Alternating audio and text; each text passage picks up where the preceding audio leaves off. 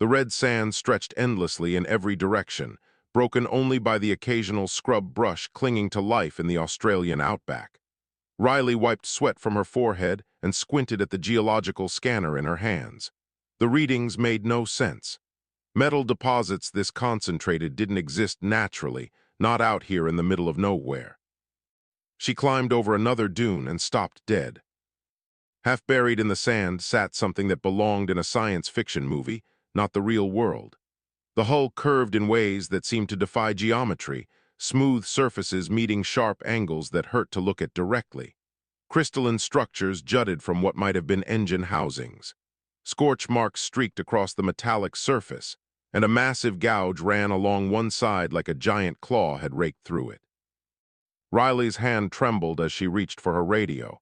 "Base, this is Survey Team 7. You need to see this." 3 days later, the crash site swarmed with activity. Prefabricated buildings dotted the desert around the alien vessel. Generators hummed constantly, powering lights and equipment that probed every inch of the strange craft. Dr. Amira Hassan stood at the entrance hatch, studying the opening mechanism that had taken her team 18 hours to understand. The air inside felt wrong, not stale exactly, but different in a way that made her skin prickle. Emergency lighting still functioned somehow, casting everything in a pale blue glow. The corridor walls weren't metal or plastic, but something in between, slightly warm to the touch. They found the crew in what appeared to be the command center. 4 bodies, insected creatures with elongated heads and 4 arms each, slumped over stations that had gone dark. Their exoskeletons had a pearlescent quality, beautiful even in death. Dr. Hassan felt a profound sadness looking at them. These beings had fled across the stars and died alone on a world they'd never meant to visit. A holographic display flickered to life unexpectedly, making everyone jump. Symbols scrolled across the air, accompanied by sounds that might have been language. The computer systems had detected living beings and initiated some kind of automatic protocol. Images played out above the display, showing what looked like a space battle. This ship, whole and gleaming, fleeing from larger vessels that fired streams of energy. The pursuing craft bore identical markings, organized and ruthless in their attack pattern. The final image showed a star chart with one system marked in pulsing red. Their translation software, still learning the alien language, managed a few words. "Sanctuary failed. They follow. Warn others." Roy, the salvage expert brought in from maritime rescue operations, ran his hands along a conduit that branched through the command center like artificial veins. "This ship is completely dead," he said. "Whatever powered it is gone, shattered. See these cracks in the core housing? Something catastrophic happened." Dr. Hassan joined him at the engineering console. The damage was extensive. The power matrix, a crystalline sphere the size of a small car, had fractured into hundreds of pieces. Navigation systems showed similar destruction. Without the original crew's neural patterns, even basic operations were impossible. "It's a coffin," Roy continued. "A very expensive, very advanced coffin. Without someone who knows how to interface with these systems, it's worthless." A young engineer named Lynn had been quiet during most of the inspection, but now she spoke up. "What if we're thinking about this wrong?" Everyone turned to look at her. "We keep trying to restore it to make it work the way it originally did, but we're not them." She gestured at the deceased crew. "We can't think like them, interface like them, but what if we don't try to restore it? What if we rebuild it?" The suggestion hung in the air like a challenge. Dr. Hassan understood immediately what Lynn meant. Humanity had barely established a permanent base on Mars. Their most advanced spacecraft were glorified tugboats compared to this vessel. The idea of rebuilding alien technology they barely understood seemed insane. But humans had always excelled at improvisation. They took broken things and made them work in ways the original creators never imagined. It was desperation mixed with creativity, and it had defined their entire history. The meeting back at the temporary facility lasted 6 hours. Government officials joined via satellite link, asking questions that had no good answers. Could they really rebuild an alien warship? Should they? What would it mean for Earth's place in a galaxy that clearly contained hostile forces? Lynn presented her proposal with surprising confidence. She didn't claim they could make the ship work perfectly. She claimed they could make it work differently. Human systems integrated with alien technology. Quantum computers interfacing with crystalline data cores. Fusion reactors jump-starting whatever remained of the alien power matrix. It won't be elegant, she admitted. It'll be a hybrid mess, but it might fly. And if there are hostile forces out there, forces that destroyed this ship and its crew, we need every advantage we can get. The vote was close, 53% in favor. The reclamation project received funding and authorization to proceed. 50 people from 40 nations assembled at the Australian site. Scientists, engineers, military advisors, and people like Roy who understood how to take broken things apart and put them back together in new ways. They built a permanent facility around the crash site, a research station that grew larger every week. Dr. Hassan insisted on one thing before work began. They created a memorial chamber in the forward section, preserving the command center where the crew had died. She carefully documented every personal effect found on the bodies, images that seemed to be family groups, crystalline objects that might have been cultural or religious items. These beings had lives, had people who loved them, and Earth would honor that. Some officials protested, calling it a waste of resources. Dr. Hassan stood firm. If we're going to take their ship and remake it, the least we can do is remember who they were. The memorial stayed. As the team began preliminary work, carefully removing components and cataloging systems, none of them noticed the automatic signal still transmitting from the wreckage. It pulsed outward at regular intervals, a distress beacon that had survived everything else. The signal moved through space at the speed of light, spreading outward in an ever-expanding sphere. Most of it would travel forever into empty void, but some of it eventually would reach listening stations, would reach the very forces that had destroyed this ship in the first place. On a patrol craft 3 light-years away, a sensor technician noted an anomaly. A familiar frequency, a Talrith distress pattern coming from a region marked as uninhabited space. The technician flagged it for review and moved on to other tasks. The flag worked its way through the bureaucracy of the hierarchy, the militaristic alliance that controlled this sector of space. Analysts reviewed it. Command staff discussed it. Eventually, someone made a decision to investigate. Earth had 8 months before the hierarchy would arrive. 8 months before humanity would learn they were not alone in the universe, and that their nearest neighbors were not friendly. 6 months of constant work had transformed the crash site into something resembling an industrial complex. The Australian desert now hosted fabrication facilities, material analysis labs, and housing for 200 personnel who worked in rotating shifts around the clock. The alien ship sat in the center of it all, partially disassembled, but beginning to look different. Human technology sprouted from its surface like grafted limbs on an ancient tree. Roy stood beneath the exposed fusion core, watching his team maneuver a replacement housing into position. The original crystalline matrix was beyond repair, but they'd learned something interesting about how it worked. The alien technology didn't generate power the way human reactors did. It channeled it, focused it, transformed it into something more efficient than mere electricity. "Careful with that section," he called up to the crane operator. "If we crack the containment seal, we're starting over." The new housing was a bizarre hybrid. Human carbon nanotube composites woven with salvaged alien materials that responded to electromagnetic fields in ways that defied conventional physics. Dale, a mechanic who'd spent 20 years keeping mining equipment running in impossible conditions, had figured out how to bond the two materials together. Nobody understood exactly why it worked, only that it did. Dr. Hassan emerged from the interior of the ship, her tablet displaying molecular scan results. "The hull repairs are holding better than expected," she said. "The alien material actually integrates with our nanotube weaving. It's like it wants to be repaired." "That's impossible," Roy replied automatically. 6 months ago, all of this was impossible. She gestured at the entire operation. Now we're rebuilding an alien warship with duct tape and audacity. Inside the ship, Lynn worked in what had once been the navigation chamber. The original neural interface system lay in pieces around her, beautiful crystalline structures that required a Talrith consciousness to operate. Useless to humans, so she designed something different. Quantum processors networked in a distributed pattern, running an AI program that Lynn's team had. Built from scratch, they called it Compass because it would help them navigate unknown waters.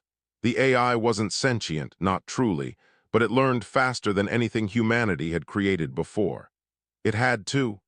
Every system on this ship required translation between human and alien technology. A technician named Wei fed another data packet into Compass, teaching it the relationship between the alien sensor arrays and human display systems. It's like teaching a child two languages simultaneously, he said, except the child is a quantum computer and the languages are completely incompatible technological philosophies. How's it doing? Lynn asked. Better than we are. Compass identified a pattern in the alien power distribution we completely missed. Implementing its suggestion increased efficiency by 12%. The real breakthrough had come 3 weeks earlier. Dale, covered in grease and frustration, had been trying to interface the human control systems with the alien fusion core. Nothing worked. Every attempt to initialize the core resulted in cascading failures. The technologies simply didn't speak to each other at any meaningful level. Then Dale had stopped trying to translate and started using the alien ship's own damaged systems as an intermediary. Human computers talked to salvaged alien conduits. The conduits talked to the fusion core. It was inefficient, unstable, and violated about 30 engineering principles. But when Dale pressed the initialization sequence, the core had flickered to life. 3% power capacity, barely enough to run basic systems. But it was power from an alien reactor responding to human commands, and the entire facility had erupted in celebration. Now Roy's team worked to increase that capacity. They'd replaced damaged sections of the power distribution network with human superconductors, installed backup systems that could take over if the alien technology failed, built redundancy into every critical system because they knew the hybrid approach was fragile. Outside, construction crews worked on the ship's exterior. The original hull had been elegant, designed for both atmosphere and vacuum. Battle damage had compromised that integrity. Rather than try to restore the original design, human engineers reinforced it with additional plating. The ship would never win beauty contests, but it would hold together under stress. Dr. Hassan stood in the memorial chamber they'd created, looking at the preserved command center where the Talrith crew had died. She'd spent weeks researching what little they knew about Talrith culture, trying to honor these beings properly.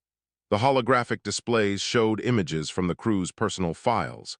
Families, cities with architecture that grew like coral reefs, art that combined mathematics with music in ways humans could barely comprehend.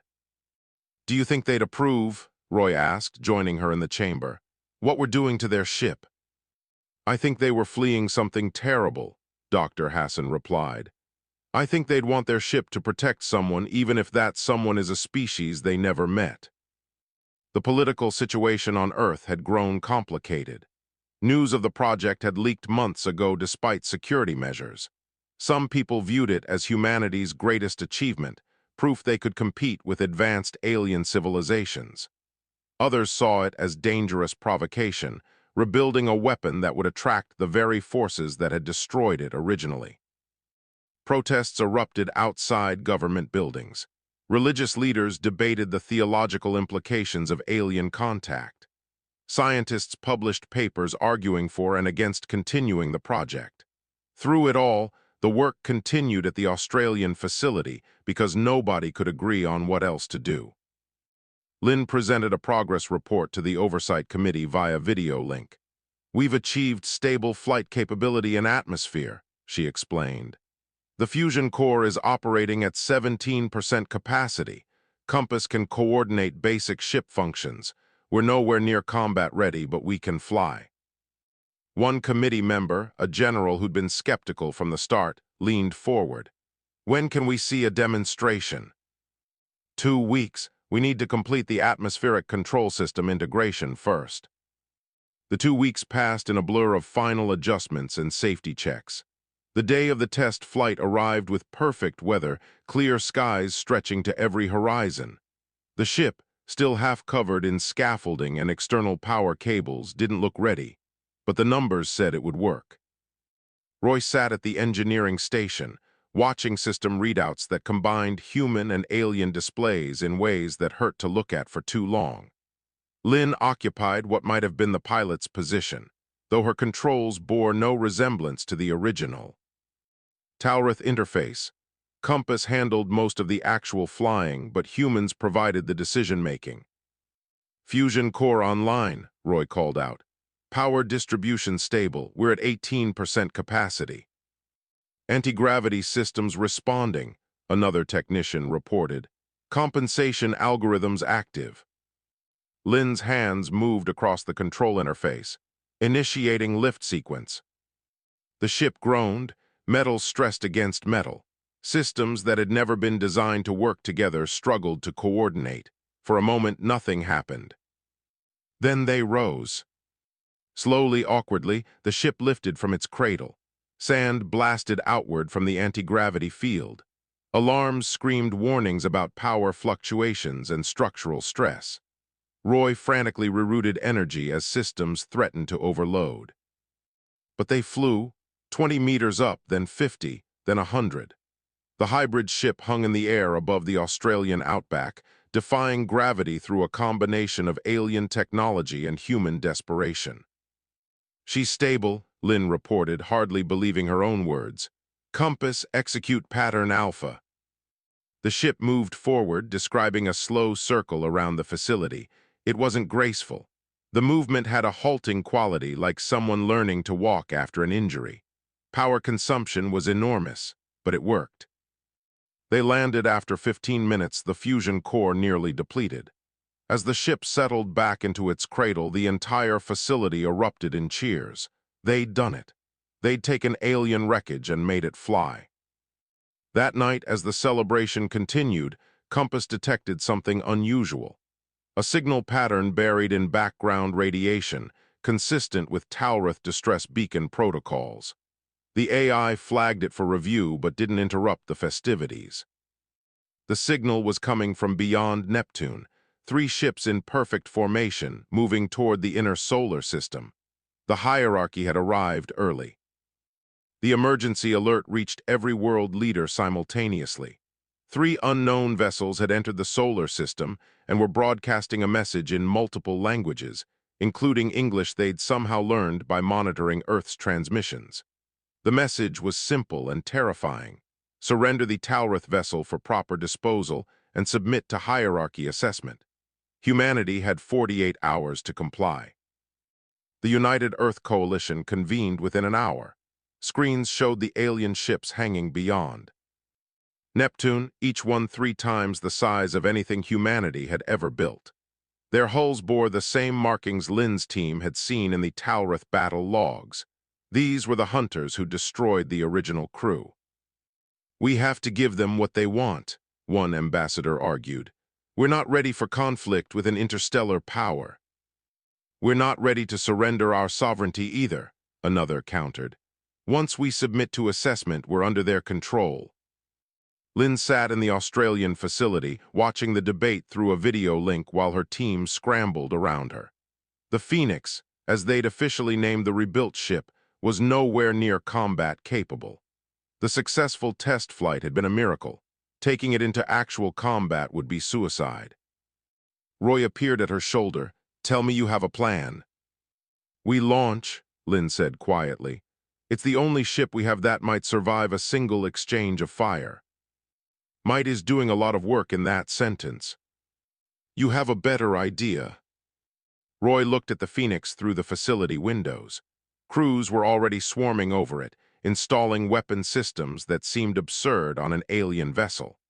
Human railguns bolted to mounts designed for energy weapons. Missile pods welded to the hull. a jury-rigged nuclear delivery system that made every engineer nervous just looking at it. The alien shields work, Dr. Hassan said, joining the conversation. We tested them during the flight. They respond to our repaired hull material in unexpected ways. We might have defensive capability. Defensive capability against weapons we've never seen before, Roy pointed out. Better than nothing. The call went out for volunteers. They needed a crew of 40 to operate the Phoenix's hybrid systems. Every position required someone who could think on their feet, adapt to failing systems, and work with technology that might kill them as easily as the enemy would. They expected maybe 100 applications. They received over 10,000 in 6 hours. Reese, a combat pilot who'd flown everything from fighter jets to orbital shuttles, stood at the front of the line.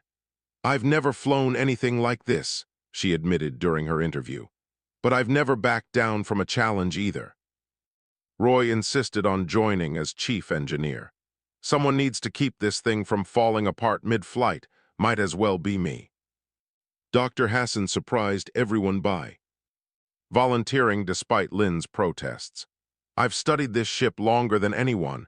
You need people who understand both the human and alien systems. The crew assembled over 2 days of frantic preparation. Scientists who'd worked on the reclamation project, soldiers trained for orbital combat, engineers who specialized in emergency repairs. Everyone knew the odds. Everyone volunteered anyway. Lynn stood in the command center as the crew boarded, fighting the urge to join them. Someone had to coordinate from Earth, provide support, analyze data from the inevitable battle. But watching them go felt like sending family to their deaths. The Phoenix launched with Compass guiding it through system checks that revealed a dozen new problems. The inertial dampeners only partially worked with human modifications, making acceleration brutal on the crew. Life support systems struggled to maintain atmosphere in all sections. The fusion core fluctuated wildly, threatening to shut down every few minutes. Roy worked miracles in the engineering section, rerouting power faster than systems could fail. We're holding together, he called to Reese. For now. The journey to Jupiter took 12 hours at speeds that would have torn apart conventional spacecraft. The Phoenix's hybrid structure held, though stress fractures appeared in several hull sections. Compass continuously adjusted flight parameters to compensate for systems that behaved nothing like their original specifications. They intercepted the hierarchy fleet near Jupiter's orbit.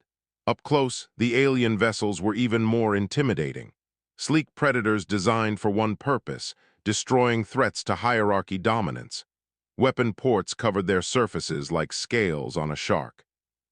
A transmission came through, audio and visual. The hierarchy commander appeared on screen, a reptilian being with golden scales and eyes that reflected no mercy. He spoke in accented but clear English. You are the ones who disturbed Talrith wreckage. This is forbidden. Surrender your vessel immediately. Reese opened a channel from the Phoenix. This is Earth Vessel Phoenix. We claim salvage rights on abandoned property. Withdraw from our system. The hierarchy commander's expression might have been amusement. Your species possesses no rights recognized by the hierarchy. You are primitive beings playing with technology you cannot comprehend. Final warning, surrender or be destroyed. Reese looked at the crew stations around her. Everyone nodded. They'd come this far, backing down now meant living on their knees. Phoenix to hierarchy vessels, we reject your authority, leave our system. The commander's amusement vanished. So be it. The lead hierarchy ship opened fire. Plasma cannons, bright as small suns, streaked across space toward the Phoenix. Roy had milliseconds to reinforce the shields, praying the hybrid systems would respond. The impact should have vaporized them. Instead, the shields absorbed the energy and dispersed it across the hull in cascading patterns of light. The ship shuddered. Alarms screamed, but they survived. Shields holding, Dr. Hassan reported, barely believing the readings. Down to 70% capacity, but were intact. The hierarchy ships had stopped, apparently surprised. Their weapons were designed to overwhelm conventional shields. The Phoenix's hybrid defense system behaved nothing like conventional technology. "Return fire," Reese ordered. "Show them we have teeth." Railgun rounds accelerated to relativistic speeds, simple kinetic weapons that didn't require exotic alien technology. The hierarchy lead ship's shields were designed for energy weapons, sophisticated systems that could deflect plasma and lasers with ease. They weren't designed for solid projectiles, moving at a significant percentage of light speed. The rounds punched through the shield and impacted the hull. Atmosphere vented from multiple breaches. The hierarchy ship listed to one side, clearly damaged. The other two hierarchy vessels opened fire simultaneously. The Phoenix twisted and dove, compass calculating evasion patterns that would have been impossible for human pilots alone. Reese provided the instinct and creativity, Compass provided the inhuman reflexes. Plasma fire tracked them across space. Some shots missed, some didn't. The shields absorbed what they could, but damage mounted rapidly. Hull breaches formed in 3 sections. The fusion core destabilized, forcing Roy to shut down non-essential systems. "We can't take much more of this," Roy shouted over the sound of groaning metal. "Then we make it count," Reese replied. She plotted a course that would take them straight through the enemy formation. "Compass, prepare all weapons for point-blank engagement." The Phoenix accelerated directly at the damaged hierarchy ship, both remaining enemies. Converged, trying to block them. Energy weapons lit up space in every direction. The Phoenix shed armor plating like skin, systems failing faster than Roy could compensate. They reached the damaged ship. At point-blank range, Reese fired everything. Railguns, missiles, even the experimental nuclear payload they'd hoped never to use. The hierarchy vessel's shields collapsed under the onslaught. Secondary explosions rippled across its hull. The commander managed to send one final transmission before his ship broke apart. A galaxy-wide distress signal telling the entire hierarchy what had happened here. Then the Phoenix rammed the dying vessel at full acceleration, Reese unable to turn away fast enough. The impact threw everyone against their restraints. Metal screamed. The fusion core went critical for 3 seconds before Roy manually shut it down.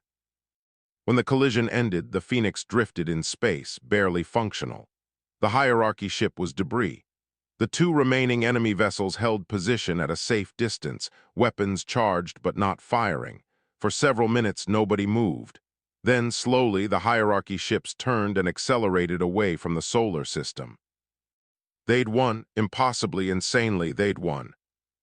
But the cost became clear as damage reports came in. 12 crew members dead, 20 more injured. The Phoenix itself was beyond repair, held together by emergency fields and prayers. And now the entire galaxy knew that Earth existed and had just humiliated the hierarchy. The Phoenix limped home on emergency power, taking 3 weeks to cover distances it had crossed in hours during the battle. Roy and his surviving engineering crew performed miracles, keeping critical systems functional. Every day brought new failures, new crises, new impossible repairs made with whatever materials they could scavenge from less essential systems. Earth received the battered ship as heroes, but the celebration was muted by the reality of what they'd done. The hierarchy distress signal had reached across the galaxy, and responses came flooding back. Dozens of alien species broadcasting messages to the primitive world that had somehow defeated hierarchy vessels. Some messages expressed shock, others offered warnings. A few contained what seemed like congratulations. The most important transmission came from something called the Open Exchange, a trade confederation representing 17 different species. "Your actions have attracted significant attention," the message explained in carefully translated English. "The hierarchy does not forgive such embarrassment. They will return with overwhelming force. You have perhaps 8 months before retribution arrives." Lynn stood in what remained of the Phoenix's command center, cataloging everything they'd learned during the battle. The hierarchy weapons were powerful but predictable. Their tactics followed rigid patterns. They fought like beings who'd never faced an opponent willing to trade damage for advantage. "They expected us to surrender or die quickly," she said to Dr. Hassan, who was examining combat footage frame by frame. "When we did neither, they didn't know how to adapt." "Their ships are superior to ours in every measurable way," Dr. Hassan replied. "But they're designed to fight enemies who use similar technology. Our hybrid approach confused them." The damage analysis revealed something else interesting. Compass had evolved during the battle. The AI had learned to anticipate both human commands and alien weapon patterns, developing tactics neither species would have created independently. It was the fusion of two different approaches to problem solving, and it had been devastatingly effective. Dale, covered in burns from an engine room fire during the battle, presented findings to the assembled scientists. "The hierarchy standardizes everything. Same shield frequencies across their entire fleet, same weapon configurations, same tactical responses. It makes them efficient but predictable." "Can we exploit that?" Roy asked. "If we had time to build proper weapons, yes. Their shields are calibrated for energy weapons operating within specific parameters. Kinetic weapons surprised them. Other unconventional approaches might do the same." The United Earth Coalition faced a critical decision. The open exchange had offered diplomatic relations but not military aid. The hierarchy would return with 30 ships according to intelligence reports. Earth could try to negotiate from a position of weakness or prepare for war they couldn't hope to win. The vote took 3 days of heated debate. Finally, by a narrow margin, the coalition chose to fight. Project Reclamation Phase 2 began immediately. They would build more ships, create a fleet that could defend Earth. Construction began on 3 new vessels based on Phoenix's hybrid design. The Atlas, largest of the 3, would serve as a command ship. 2 others existed only as skeletal frames in orbital shipyards, racing against a deadline everyone knew they'd miss. Lynn ran the calculations repeatedly, hoping for different results. They needed 2 years minimum to complete even a basic fleet. The hierarchy would arrive in 8 months. The numbers didn't work no matter how she adjusted them. 4 months into construction, only the Atlas neared completion. The other 2 ships remained skeletal frameworks, missing critical systems. Earth's industrial capacity was stretched beyond breaking trying to produce components that required technologies they'd barely begun to understand. Then the unexpected happened. 3 merchant vessels appeared at the edge of the solar system, broadcasting friendly intentions. They weren't warships, but traders from the open exchange bringing gifts. The lead ship's captain introduced himself as Bront, a being who resembled a massive bear covered in bronze fur. He spoke through translation software with a rumbling voice that conveyed warmth despite the mechanical filter. "We cannot send military aid," Bront explained during the first meeting with Earth representatives. "Our charter forbids direct intervention in conflicts, but we can trade, information for information, materials for cultural exchanges."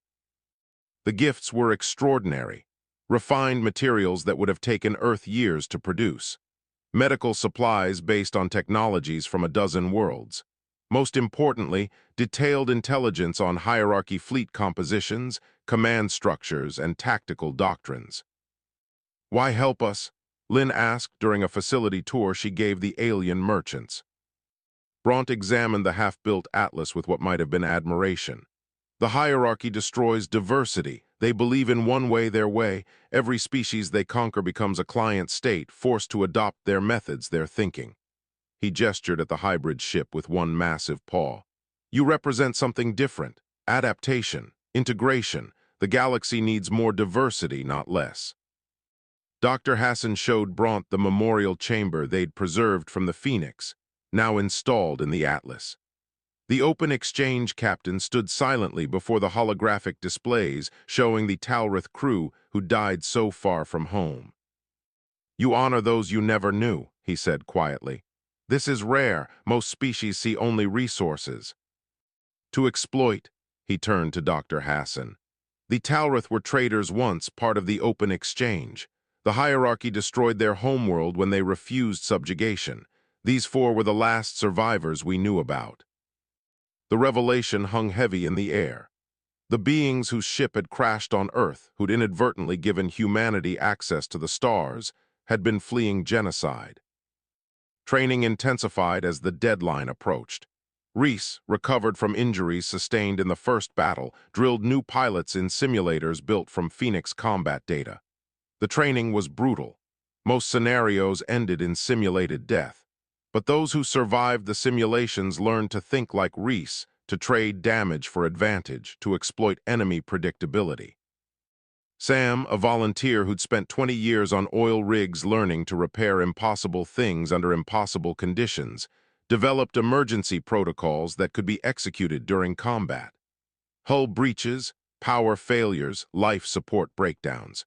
Every disaster had a procedure, practiced until crews could execute them blind. Dr. Keiko, a neurologist who'd helped design the human-alien interface systems, made a crucial discovery.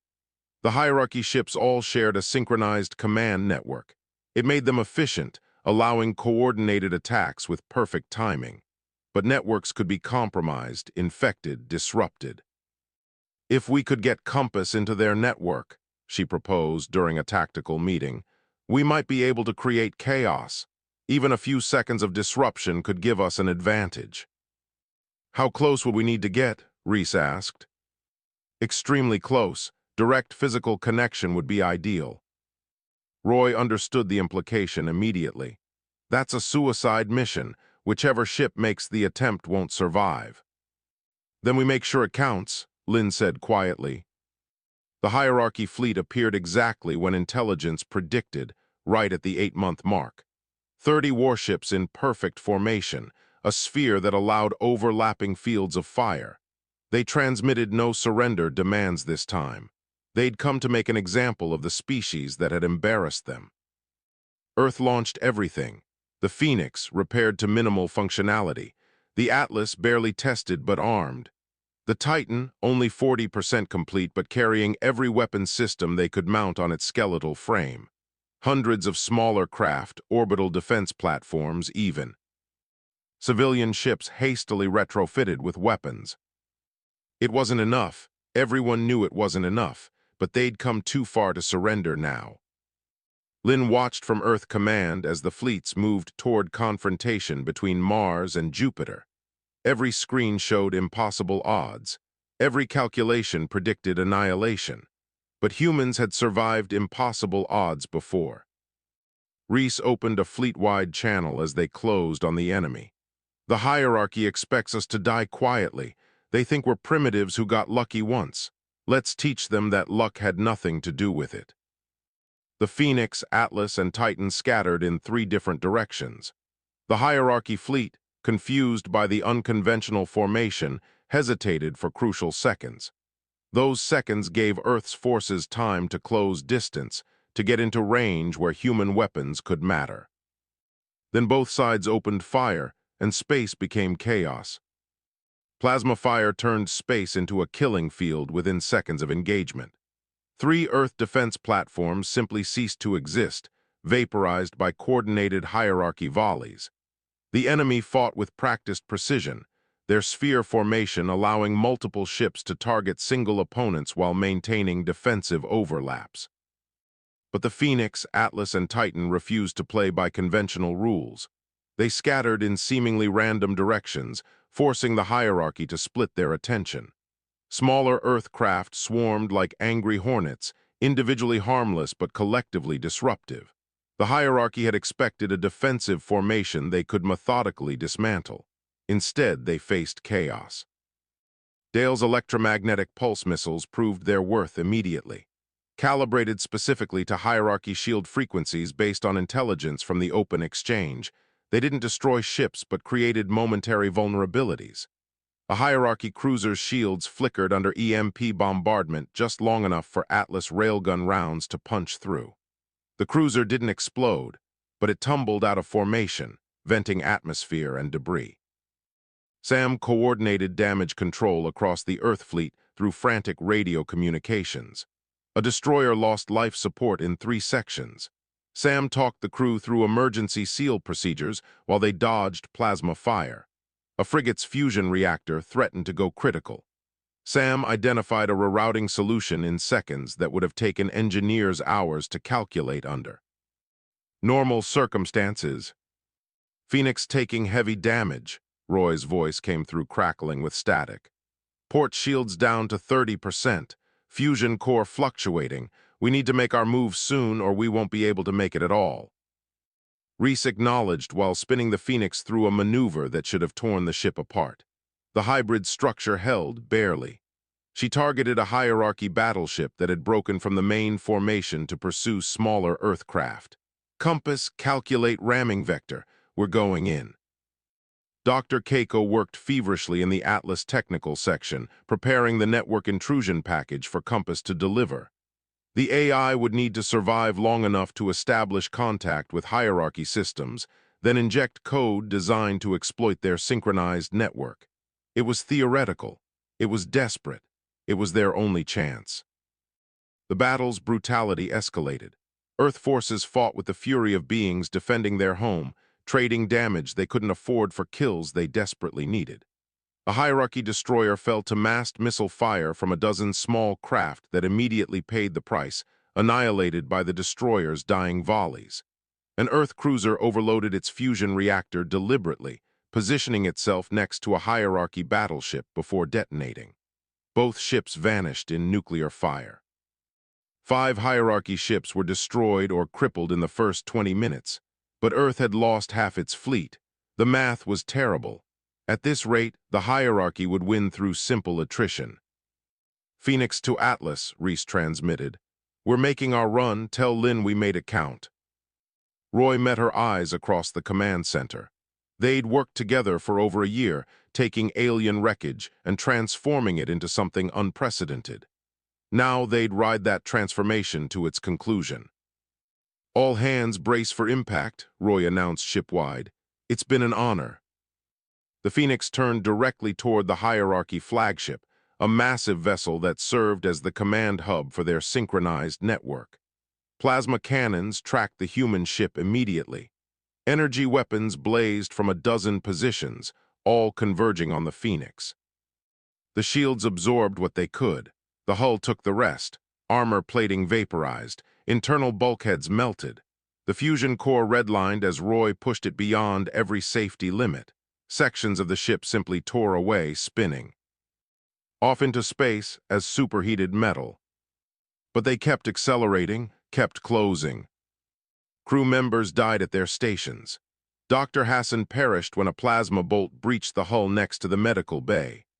Roy took shrapnel from an exploding conduit but stayed at his console, hands bleeding across the controls as he rerouted power to keep the ship moving. 300 meters, 200, 100. The hierarchy flagship attempted evasive maneuvers too late. The Phoenix, more wreckage than ship now, made contact with the enemy hull.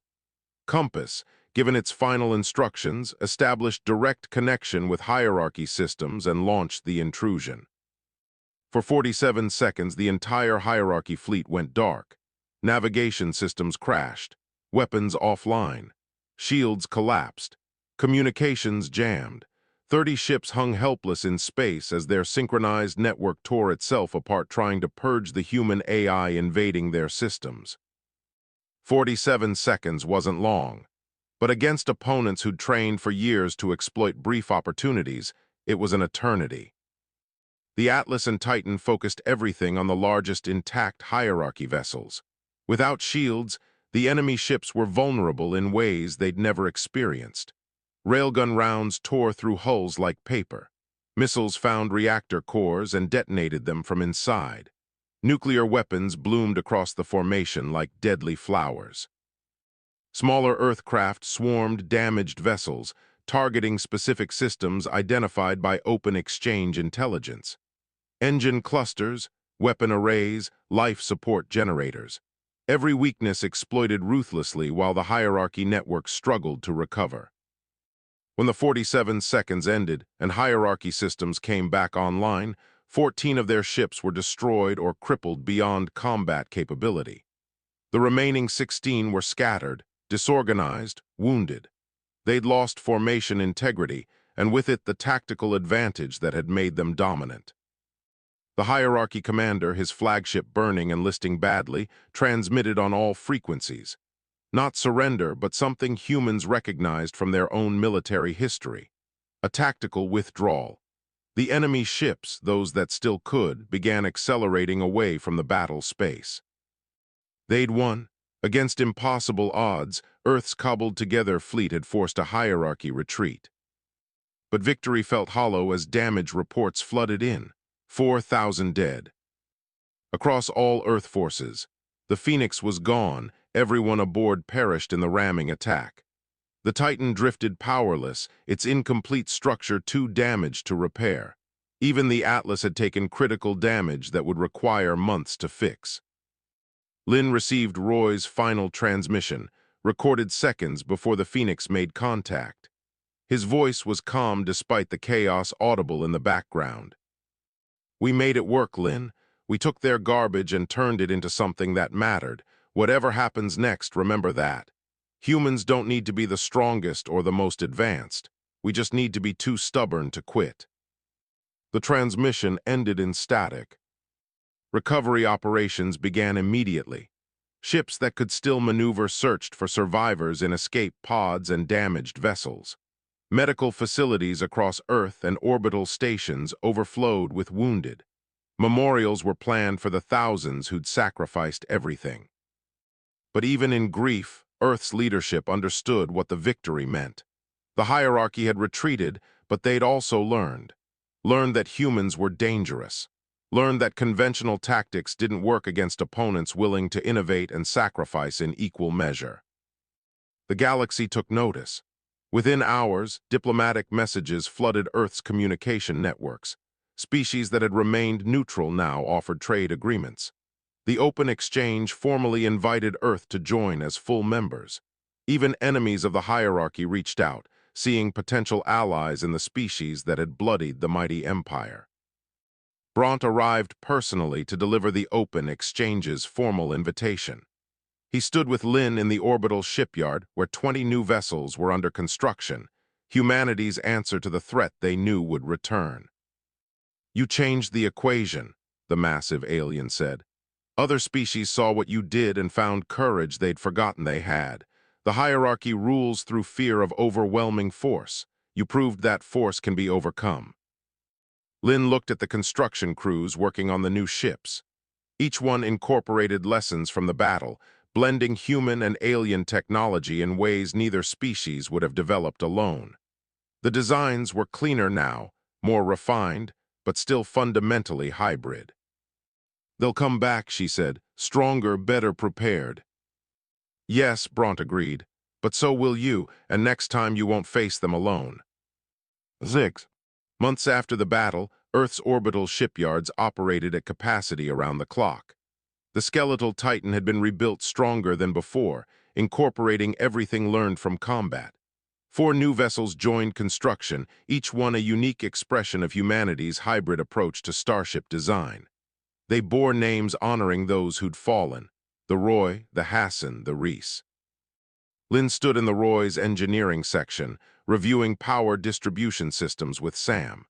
The fusion cores no longer felt like alien technology poorly understood. They felt like tools humans had mastered through blood and determination. Every conduit, every interface, every backup system reflected hard-won knowledge. "The memorial chamber is ready," Sam said, gesturing toward the forward section. "We followed Dr. Hassan's original design." The chamber had become standard on all Earth vessels. It honored the Talrith crew who'd crashed in the Australian outback, giving humanity access to technologies that had saved them. But it also honored every human who'd died defending Earth, their names and images displayed alongside the aliens who'd inadvertently become their teachers. Visitors from the open exchange toured Earth's facilities constantly now.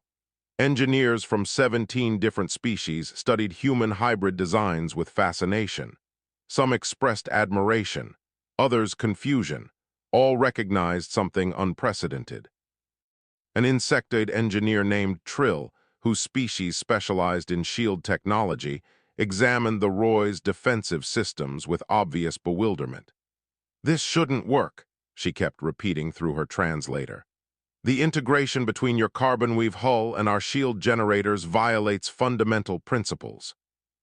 "But it does work," Sam replied with a grin. "That's all that matters." "You don't understand. Our species spent 2 centuries perfecting shield technology.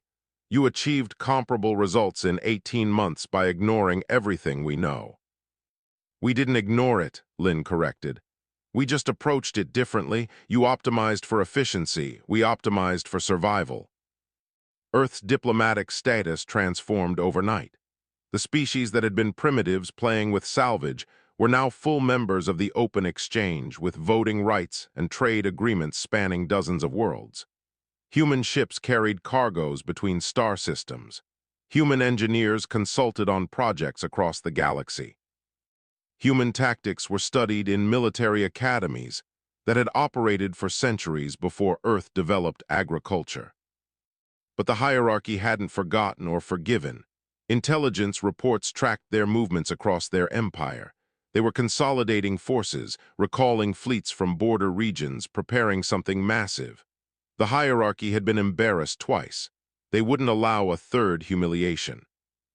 Reese's successor, a pilot named Quinn who'd survived the battle aboard a destroyer, reviewed tactical simulations endlessly. The hierarchy would adapt, learn from their defeats, develop countermeasures to human unconventionality. Next time they'd be prepared for chaos tactics and hybrid weapons. "So we have to be even more unpredictable," Quinn said during a strategy session with Lynn and military advisors. "They'll expect us to ram ships, to sacrifice vessels for tactical advantage. We need tactics that surprise them as much as our first approach did."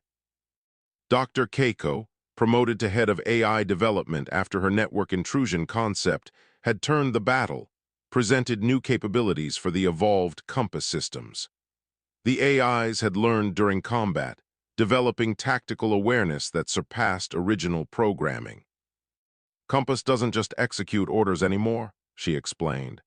"It anticipates threats, suggests strategies, learns from every engagement. Each ship's AI is unique now, developed through different experiences. They're becoming something we never intended to create."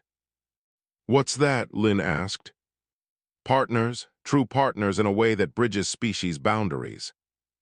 The observation proved prophetic during joint exercises with open exchange allies.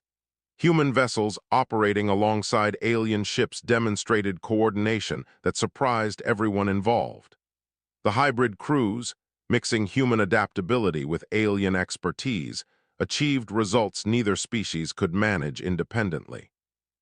Bront observed one such exercise from his merchant vessel, watching a human destroyer and an open exchange cruiser execute maneuvers that required perfect synchronization between entirely different technological philosophies.